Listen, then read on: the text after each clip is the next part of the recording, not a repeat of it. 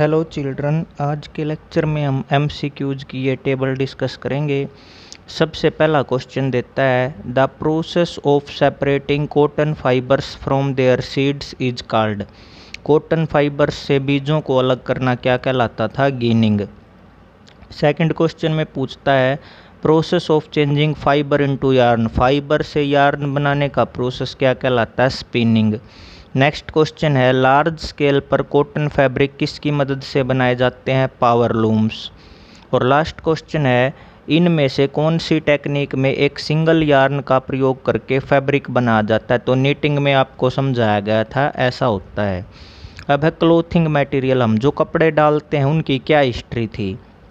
कहता जो प्राचीन काल का मानव था वो ज़्यादा नहीं जानता था कपड़ों के बारे में। ऐसा कहा जाता है कि उन दिनों में लोग या तो बार्क ऑफ ट्रीज पेड़ों की छाल इस्तेमाल करते थे एंड लार्ज लीव्स या बड़े बड़े पत्ते यूज करते थे टू कवर देमसेल्व्स, अपने आप को ढकने के लिए। उन्होंने एनिमल की स्किन, जो जंतुओं की खाल थी, वो भी क्लोथिंग के लिए यूज की थी लगभग 30,000 साल पहले।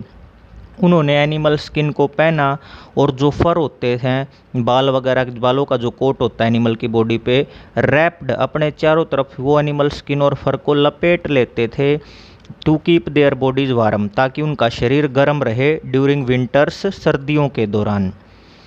After people begin to settle in agriculture community, जैसे ही लोगों ने कृषि समुदायों के रूप में इकट्ठा रहना शुरू किया, they learn to weave twigs, उन्होंने टहनियों की बनावट शुरू कर दी एंड ग्रास, और घास को साथ जोड़ के उन्होंने मैट्स और बास्केट्स, चटाइयाँ और टोकरियाँ बनानी शुरू कर दी। बाद में क्या हुआ? Humans developed the technique for spinning, मानव ने कताई की तकनीक ढूंढ ली और कपड़े बनाने शुरू कर दिए। किससे? Fluffy substance of cotton plant, जो कपास का पौधा होता है उससे जो कपास मिलती है, रुई जैसा पदार्थ फूला हुआ, उससे उन्होंने कपड़े बनाने शुरू कर दिए। क्लोथिंग जो है वो 50,000 से 1,00,000 साल पहले इन्वेंट हुई थी, खोजी गई थी। जो प्राचीन इजिप्ट है वहाँ पे कॉटन और फ्लैक्स के पौधे उगाए गए थे नील नदी के तट पर, नील नदी के नज़दीक, and used for making fabrics, और उनका प्रयोग कपड़े बनाने में होता था। भारत में कॉटन का प्रयोग 3000 बिफोर क्रिस्ट, मतलब ईसा पूर्व जो है वो फैला था। चाइना में जो रेशम के कीड़े थे, रेशम के कीट थे, वो डोमेस्टिकेटेड, उनका पालन पोषण किया गया था टू प्रोड्यूस सिल्क फाइबर, रेशम के रेशे बनाने के लिए। डोमेस्टिकेशन जो है सिल्क वर्म की, चाइना के अंदर रेशम कीटों का उत्पादन कब शुरू हुआ था? वो भी 3000 बिफोर क्राइस्ट शुरू हुआ था। फाइबर्स को फिर थ्रेड में काता गया, बाद में उनसे फिर क्या बनाए गए? सिल्क के कपड़े।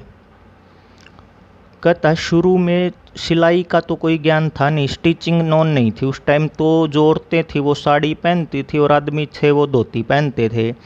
ये जो कपड़े थे सिले नहीं जाते थे, सीधे लपेट लिए जाते थे बॉडी पर।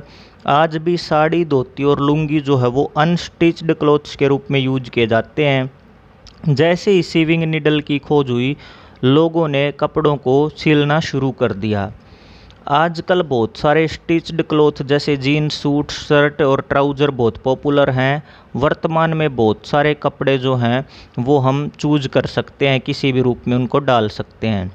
35,000 साल पहले जो स्टिचिंग नीडल है वो किसकी बनी होती थी? हड्डियों की, और जो कस्तूरी होता है उससे बनाई गई थी इंडिया में। अब पूरे चैप्टर का ये कंसेप्ट मैप है जो पूरे चैप्टर को आपको एक क्विक रिवीजन देता है। ये देखते हैं। सबसे पहले चैप्टर शुरू होता है हमारा यहाँ से फाइबर से। तो फाइबर कहता है उसके टाइप, नेचुरल फाइबर जो हमें प्लांट्स और एनिमल्स से मिलते हैं। सिंथेटिक फाइबर जो सिंथेटिकली केमिकल की मदद से ह्यूमन्स तैयार करते हैं, जैसे नाइलॉन, पॉलिएस्टर वगैरह। मिक्स्ड फाइबर का एग्जाम्पल है टेरी सिल्क और टेरीकोट। मिक्स्ड फाइबर के एग्जाम्पल हैं टेरी सिल्क और टेरीकोट। ये नेचुरल और सिंथेटिक फाइबर्स की मिक्सिंग से प्राप्त होते हैं। उसके बाद है नेचुरल फाइबर्स में आपने पढ़ा प्लांट फाइबर्स से हमें कॉटन और जूट के रूप में प्राप्त होते हैं पौधों से। और एनिमल फाइबर्स में आपने पढ़ा वूल और सिल्क। वूल आपको शीप से प्राप्त होती है और सिल्क आपको सिल्क वर्म से प्राप्त होता है। उसके बाद आपने पढ़ा जो फाइबर्स होते हैं उनका प्रयोग किया जाता है फैब्रिक्स बनाने के लिए। और फैब्रिक्स बनाने के लिए प्रोसेस कौन कौन से यूज होते हैं? सबसे पहले होता है गिनिंग, जो कॉटन में यूज होता है। बीजों से कॉटन फाइबर को अलग करना, सेपरेशन ऑफ फाइबर क्या कहलाता है? गिनिंग। उसके बाद स्पिनिंग की जाती है। स्पिनिंग में क्या होता है, जो फाइबर हमारे पास होते हैं उनको यार्न में कन्वर्ट किया जाता है।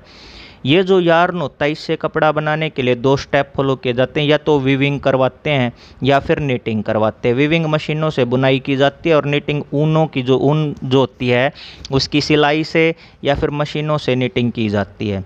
तो ये पूरा चैप्टर था जो आपको ब्रीफ में रिप्रेजेंट किया गया है। किसी भी क्वेरी के लिए आप मुझे कॉन्टैक्ट कर सकते हैं। Till then thank you, have a nice day.